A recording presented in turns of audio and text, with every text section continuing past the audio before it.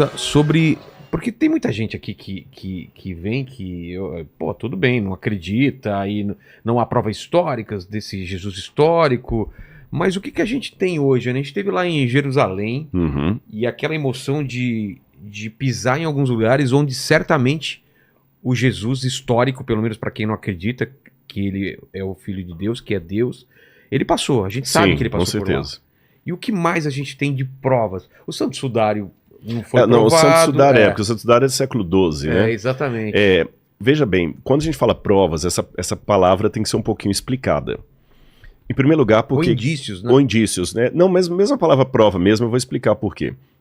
Dependendo do que você está trabalhando na área acadêmica, uma prova que você vai buscar para um tipo de pesquisa é diferente da outra. Se eu quero, por exemplo, encontrar a prova de que tal medicação ela controla o diabetes, tá certo? Eu vou com prova laboratorial, eu vou dar uma olhadinha ali no como é que a diabetes controla, de acordo com o reagente, aquela coisa toda. Se eu já estiver fazendo uma pesquisa de intenção de votos com estatística, não é aquela prova laboratorial. Aquela informação laboratorial não vai me resolver nada para saber com a pesquisa de boca de urno quem que vai ser o próximo prefeito de São Paulo. Então são linhas de pesquisa diferentes que têm provas diferentes. Eu quero deixar isso pontuado porque às vezes as pessoas pensam em prova muito assim, como sendo tudo a mesma coisa. Ou CSI, né? Se você não encontrar o DNA de Adão lá no Jardim do Éden, então é porque não existiu. Não é assim. Se fosse assim, 90% da ciência não existiria. Mesmo trabalha porque, com lacunas a ciência trabalha também, com lacunas.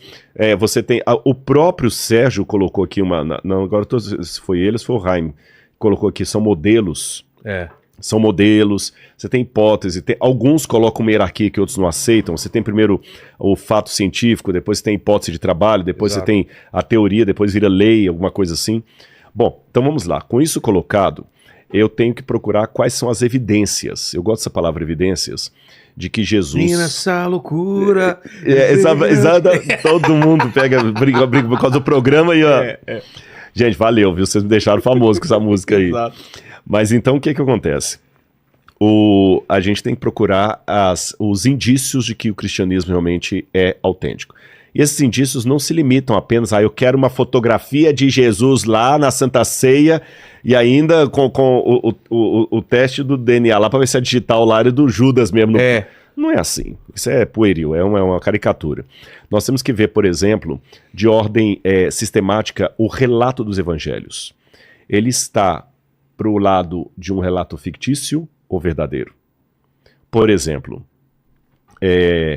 eu estive um tempo desses com o governador de São Paulo, Tarcísio. E achei interessante que a gente estava conversando sobre arqueologia, e o governador Tarcísio ele falou assim, é interessante, olha o que ele puxou, e ele está certo.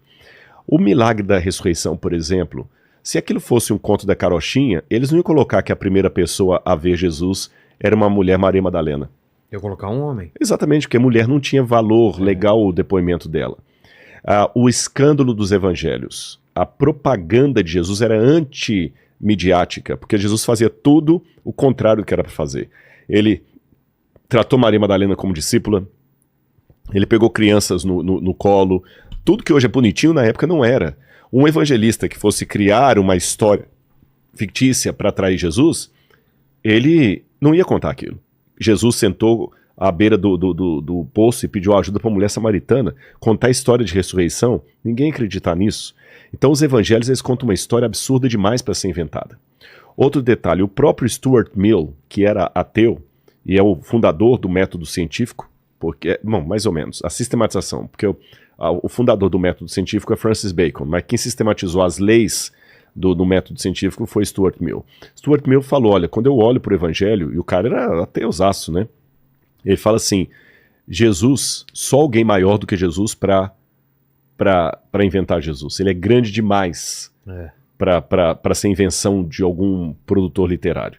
E o C.S. Lewis depois vai retomar essa frase do Mills e falar o seguinte, realmente, então se Jesus foi inventado por alguém, mostre quem inventou Jesus, aí já é C.S. Lewis falando, porque eu vou segui-lo. Porque realmente, eu digo a mesma coisa. Se Jesus foi criado por alguém, me fala quem é esse alguém que eu vou devotar esse cara aí. Isso dentro do ponto de vista literário. Existe uma diferença muito grande entre os evangelhos e as biografias A Vida dos 12 Césares de Suetônio, por exemplo. O estilo, você vê que a narrativa não é de criar uma novela, uma metáfora. O querigma era algo autêntico. Tanto é que eles entregavam a vida deles por aquela história. Pedro falou o seguinte: nós não demos a conhecer os ensinos como se fossem fábulas engenhosamente inventadas. Pelo contrário, nós fomos testemunhas do que aconteceu. Nós fomos testemunhas. E eles morreram por causa daquilo ali. Olha, eu não conheço nenhum especialista em Shakespeare que dê a vida por sua interpretação de Hamlet. Mas quantos morreram por Jesus? Tá certo? Olha o efeito do que Jesus provocou no mundo até hoje aí. Outro detalhe curioso, agora indo para a arqueologia. Nós temos comprovações da existência de Jesus muito antigas. Você tem Tácito mencionando Jesus, que não era cristão, nem judeu. Suetônio menciona Jesus. Você tem Plínio mencionando Jesus nas cartas de Plínio. Você tem Flávio Josefo, que era um autor judeu, menciona Jesus. Jesus tem mais comprovações contemporâneas ao século dele do que Alexandre o Grande. Ah, é? A biografia mais antiga que eu tenho de Alexandre o Grande, das que chegaram até hoje, data de 300 anos depois da morte dele. As Vidas Paralelas, de Plutarco. E mesmo essas Vidas Paralelas, o manuscrito mais antigo que eu tenho data de 1000 anos depois. Agora vamos comparar com Jesus. A biografia mais antiga que eu tenho de Jesus, pela datação que eu dou dos evangelhos, data do ano 50. 20 anos depois da morte dele. Depois da morte de... E essa biografia é baseada em documentos, a fonte Quell, a fonte Quell é fonte em alemão, que eram documentos anteriores ao ano 50. Além disso, o manuscrito mais antigo que eu tenho dos evangelhos data do ano 125 a 130, a 140 mais ou menos, que é o papiro Johns Highlands, que é menos de 100 anos depois dos acontecimentos. Bem diferente de Alexandre o Grande. Pitágoras, eu não tenho nenhuma comprovação histórica de Pitágoras. Nenhuma. O que nós sabemos de Pitágoras são fragmentos que datam de mil anos depois da suposta vida dele. E eu não vejo ninguém duvidar de Pitágoras. Então eu tenho muita coisa forte sobre Jesus. E ainda que tudo isso que eu falar aqui, seja demonizado, ridicularizado ou até mesmo refutado, ainda que Jesus seja um mito, ele foi o melhor mito que já existiu. Por que eu digo? Porque hoje mesmo eu encontrei com um rapaz que estava aqui, que ele escreveu o livro, né? Verdade. Contando a vida dele, falou assim, olha, eu era drogado, fui preso, eu fui ligado a tráfico de drogas, comando pesado, aquela coisa toda e tal, e eu tive um encontro com o evangelho na cadeia, e na cadeia eu terminei de cumprir pena na ala dos crentes. Nossa. Na dos evangélicos. Então você vê que os evangelhos é um desafio que eu faço. Pegue um grande clássico. Você que não gosta de Bíblia, não aceita a Bíblia, eu já fiz esse desafio, acho que foi aqui. Pegue qualquer livro grande aí, Deus no Delírio, de Richard Dawkins, e joga aí no mundo do crime. Quantos vão deixar de ser criminosos porque leram Richard Dawkins? Quantos?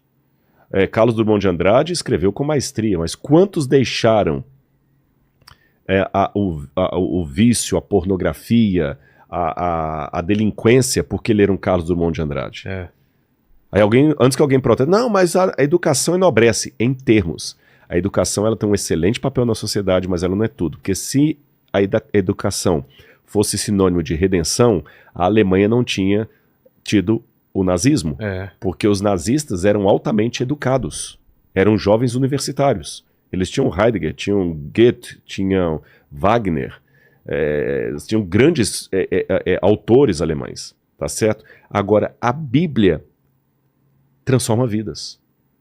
Então, ainda que tudo que eu falei aqui fosse hipoteticamente refutado e fosse provado para longe de qualquer questionamento que Jesus é um mito, ainda assim eu continuaria pregando esse mito, porque é o melhor mito de todas as vidas, porque eu não conheço nenhum ex-traficante porque leu os Marvel. Quer dizer, ele fala assim, mas é tudo mito.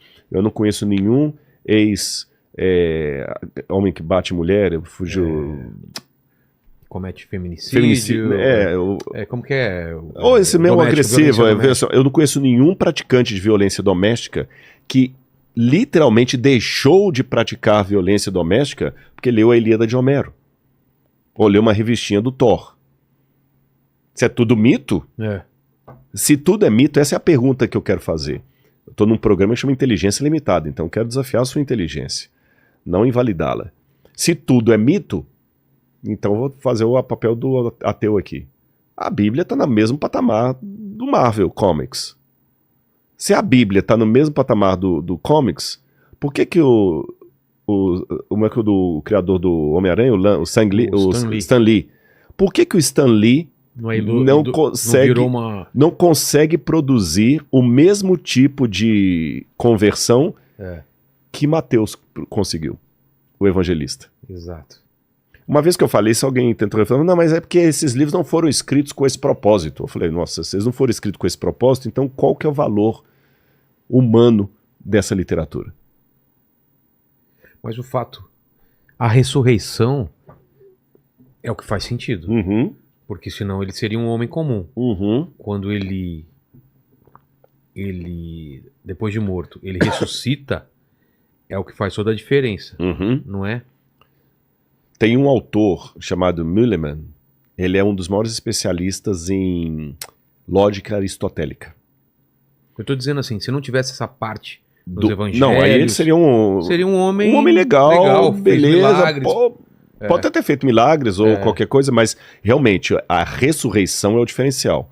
Porque você tem grandes personagens na história aí e nunca ressuscitaram. E eu sei que essa pergunta vai vir. Ah, mas não diz que todo o evangelho é um mito dos pagãos lá, né? Que Jesus ressuscitou porque o Tammuz também ressuscitou, que Dionísio ressuscitou. Tem gente que faz uma comparação tem muito. Tem aquele documentário Zeitgeist que colocou isso aí. Verdade. Por exemplo, que Jesus ressuscitou, mas porque Osíris também ressuscitou, então foi um plágio. Não confunda. A ressurreição é inédita. Quando esse pessoal fala que Osíris ressuscitou, Osíris não ressuscitou. Osíris foi esquartejado por Sete, o irmão dele. A esposa dele, Ísis, recolhe os pedaços dele e dá uma sobrevida para ele no mundo dos mortos, onde ele está mumificado. Não teve nada de ressurreição. Dionísio foi costurado na coxa de Zeus ali, e saiu da coxa de Zeus, não tem nada que Dionísio foi ressuscitado. E não tem nada de semelhança dos mitos com o cristianismo. Que Jesus tinha 12 discípulos, porque também Osíris tinha 12, mito, não tem nada. Lê a literatura grega, não existe isso. É invenção, tá bom? Mas voltando à questão, você tem razão quando você diz a ressurreição, ela é algo sui generis, ela é inédita, de Jesus. Ele ressuscitou. Agora, o curioso é que, quando eu pego essa história dele, eu falei desse Müllermann, que foi um dos grandes especialistas em Aristóteles, e ele fez uma pergunta. Qual a chance matemática da ressurreição ser uma mentira? Matemática, a partir da lógica aristotélica. A porcentagem? Qual? Ele descobriu que, aliás, ele fez a pergunta, foi no positivo. Qual a chance, a partir da lógica aristotélica, porque você pega a lógica, é muito complicada na filosofia, são duas matérias dificílimas, metafísica e lógica. É quando você pega esse nosso diálogo aqui e o reproduz em forma de equação. Tá. Ou um debate. Aí na equação você vê, peraí, o argumento dele não procede, porque na equação ele transforma tudo, ele não é que abandona, ele substitui uma linguagem por outra, que é a matemática e a linguagem. Então eu estou falando aqui, por exemplo, tem que votar no candidato A por causa disso, ou tem que votar no candidato B. Um bom logicista ou filósofo de lógica, ele pega a minha fala, a fala do meu oponente e vai transformando tudo em equação para ver se tem coerência a minha argumentação ou se o meu argumento é autorrefutável. Entendi. Ele mesmo se desmente. Então ele fez isso com Aristóteles e pegando toda a lógica aristotélica, e ele descobriu que a chance matemática da ressurreição ser verdadeira, eu não saberia reproduzir, mas é 1 em ou seja, ela é altíssima. É coisa acima de 99%. Tá certo? Como que ele chega nisso? Através de... Ele vai pegando todas as hipóteses, aí não dá para explicar isso aqui rapidamente, o livro é dessa grossura e muito técnico, mas ele vai pegando todas as equações, você vai pegando todas as probabilidades e vai descartando-as a partir de equações. Por exemplo, você esgota tudo que é possibilidade. Por que alguém ia inventar uma história da ressurreição? Então você vai trabalhar toda a hipótese. Essa história foi inventada. Entendi. Não, ela foi fruto de uma alucinação coletiva. Não, ela foi fruto de uma lenda, de uma parábola. Não, ela foi histórica, mas equivocada. Não, Jesus tinha um irmão gêmeo, como até alguns pensam, né, que Jesus tinha um irmão gêmeo, que o irmão gêmeo dele é que apareceu, pensar. Ele Não, já ouvi trabalha até todas que as hipóteses. Jesus possuía os corpos, ele saía de a um para outro. transmigração de corpos, que seria a máxima de Pitágoras. Ele pega tudo aquilo ali. Ele vai pegando tudo. E aí ele vai com a equação desmontando. Aí ele fala no final, ele fala o seguinte: eu acredito na ressurreição graças a Aristóteles.